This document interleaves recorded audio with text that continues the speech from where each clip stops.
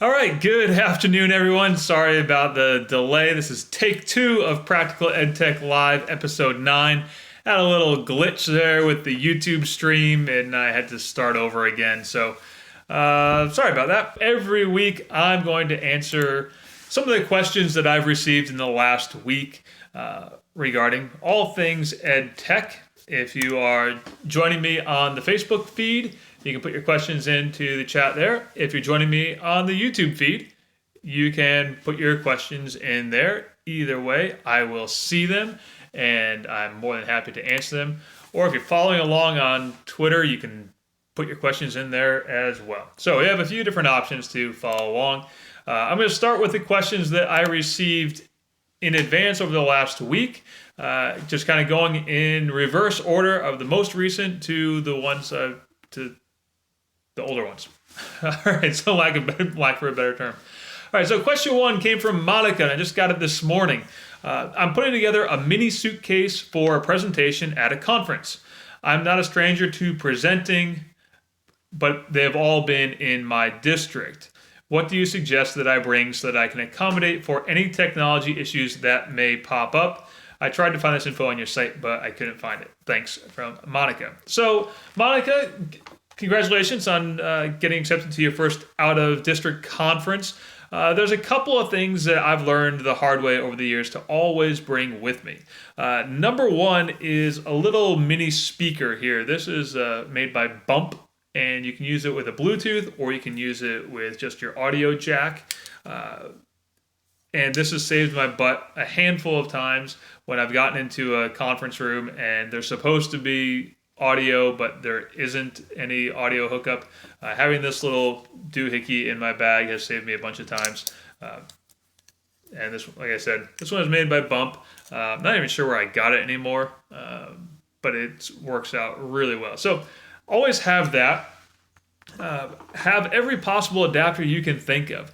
A lot of our laptops these days don't have a VGA output, but a lot of projectors still have a VGA input and not an HDMI input. So pick up an HDMI to VGA converter.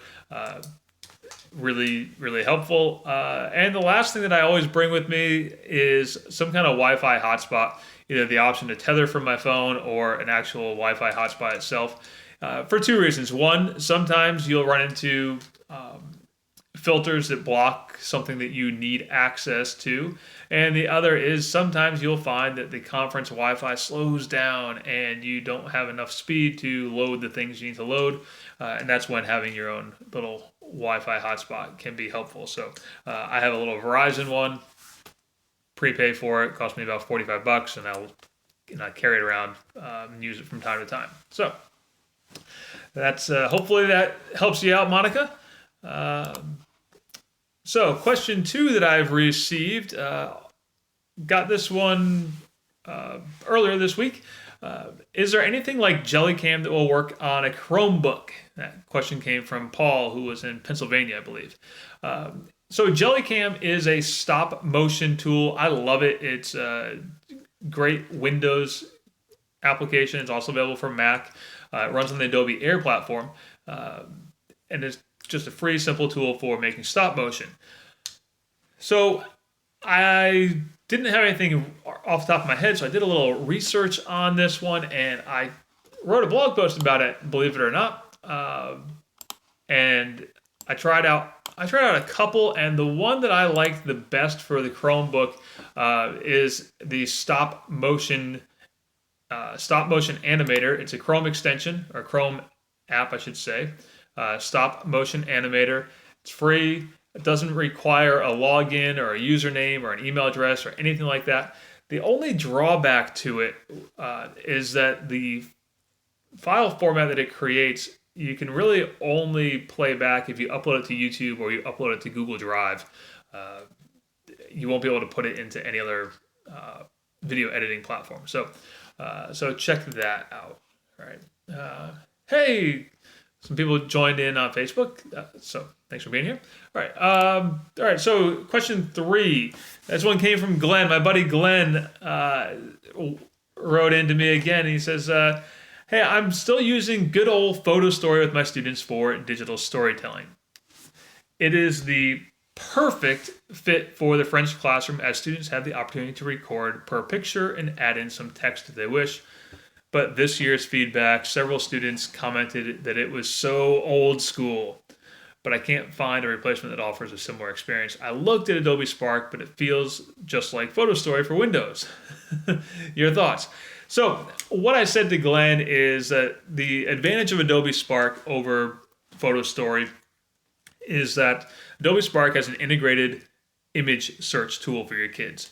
And with image search, there is an option for all of those Creative Commons licensed images to be dragged and dropped into the slides, and all those credits get added to a slide at the end automatically. It's pretty convenient. So that's the advantage, Glenn, of Adobe Spark over PhotoStory. So, and again, feel free to pop in any questions that you have. I see folks are joining in. More people just joined in on Facebook, so thank you for joining me here. Put your questions in the chat. So should I keep my Twitter and Facebook personal and professional accounts separate? There's a question from Sarah. So Sarah, here's how I feel about it. My Twitter is a hodgepodge of everything. It's it's personal connections, it's professional connections, it's everything. My Facebook pages are a little bit different. I have a personal Facebook page, and my rule for my personal Facebook page is that I have to have shared some kind of significant life event with you, either having dinner, working together, being raised by the same parents, whatever you want to define as some significant personal event. And then I have a Facebook page, obviously, for practical ed tech and for free tech for teachers. And I've created Facebook pages for my classes over the years so that people can follow class updates on Facebook without having to friend me directly on Facebook. And that's just how I feel about Facebook. I feel like LinkedIn is a better place if you just want to get in touch with people that you know kind of professionally. People you follow on various blogs, or people you've met at a conference briefly or something like that. That's where I think LinkedIn is great. So no, I don't separate my Twitter, but I do separate my Facebook pages. Question 5 here came from Tim, who was asking me about the advantage of Soapbox over Screencastify or Nimbus. He asked me that on Twitter the other day. So Soapbox is a brand new screencasting tool that comes from Wistia. You can find it at wistia.com and look for Soapbox. It's a Chrome extension, and it lets you screencast on a Chromebook or any other device that's running the Chrome web browser.